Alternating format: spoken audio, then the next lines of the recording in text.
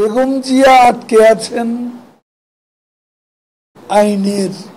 আওয়ামী লীগের সাধারণ সম্পাদক ওবায়দুল কাদের বলেছেন, বিএনপির চেয়ারপারসন বেগম খালেদা জিয়া আটকে আছেন আইনের ফাঁদে। তার বিরুদ্ধে তত্ত্বাবধায়ক সরকার মামলা করেছে, বর্তমান সরকার কোনো মামলা করেননি। শুক্রবার ধানমন্ডিতে আওয়ামী লীগ সভাপতির রাজনৈতিক কার্যালয়ে সংবাদ সম্মেলনে এসব কথা বলেন তিনি। বিএনপির সমালোচনা করে কাদের বলেন, খালেদা জিয়ার মুক্তির দাবিতে বিএনপির নেতাকর্মীরা রাজপথে কোনো কর্মসূচি দিতে পারেনি, তারা ব্যর্থ হয়েছে। শেখ হাসিনার উদারতায় খালেদা জিয়ার চিকিৎসা বাড়িতে থেকে করার সুযোগ দেয়া হয়েছে, এমনকি বিদেশ থেকে চিকিৎসক এনে চিকিৎসা করায় সহযোগিতা করা হচ্ছে।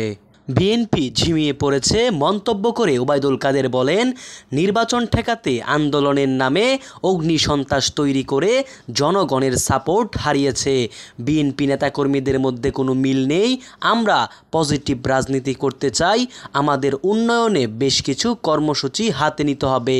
দলকে সুসংগঠিত করা হচ্ছে। উপজেলা নির্বাচন এমপিদের স্বজনদের অংশগ্রহণের বিষয়ে স্বজনদের বলতে শুধু নিজ সন্তান, স্ত্রী বা ভাই নির্বাচনে অংশ নিতে পারবে না বলে জানান কাদের। তিনি আরও বলেন, তবে যারা অংশ নিয়েছে তারা প্রত্যাহার না করলে তাদের বিরুদ্ধে ব্যবস্থা নেওয়া হবে। এদের পার্টির কোনো সমর্থন নেই।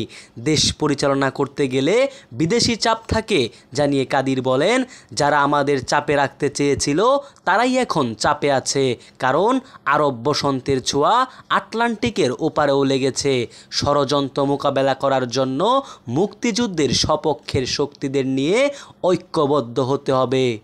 আওয়ামী লীগের প্রতিষ্ঠাবার্ষিকী পালনের বিষয়ে সাধারণ সম্পাদক বলেন, আমরা ব্যাপক উদযাপনের মধ্য দিয়ে আওয়ামী লীগের প্রতিষ্ঠাবার্ষিকীর ৭৫ বছর পালন করব। আগামী ১৭ মে আমাদের নেত্রী স্বদেশ প্রত্যাবর্তন উপলক্ষে সারা দেশে কর্মসূচি পালন করা হবে। এ সময় আরও উপস্থিত ছিলেন আওয়ামী লীগের সাংগঠনিক সম্পাদক বিএম মুজাম্মেল হক, এসএম কামাল হোসেন, উপদপ্তর সম্পাদক সায়েম খান সহ আওয়ামী লীগ নেতাকর্মীরা।